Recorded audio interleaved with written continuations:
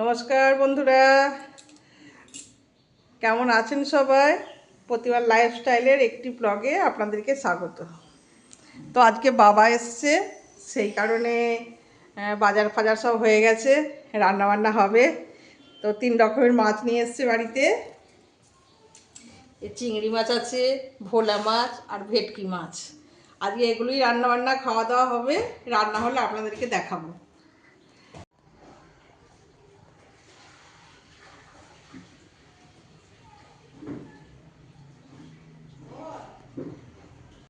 এই যে কড়াইয়ে গরম মশলা দেওয়া হয়ে গেছে। এবার একটা মশলা করে রেখেছে, সেই মশলাটা দিয়ে দেওয়া হবে।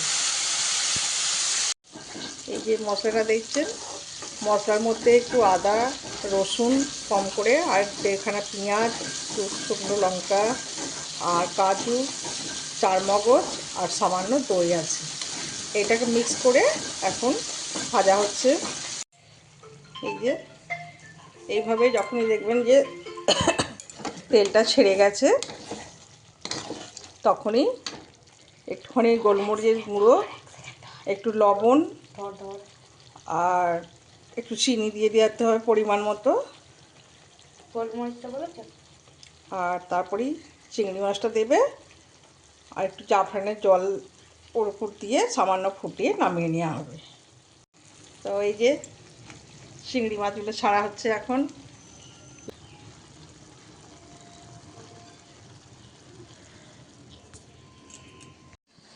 তো এই যে কেশর গোলা হয়ে গেছে, আর চিংড়ি মাছ যখন এই মুহূর্তে আসবে তখন কেশরটা দিয়ে একটু নাড়াচাড়া করে চাপা দিয়ে দেবো, তাহলেই হয়ে যাবে চিংড়ি মাছের তরকারি।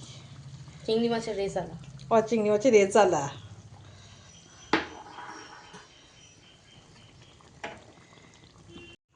এই যে বাবা আর মেয়ে খেতে বসে পড়েছে।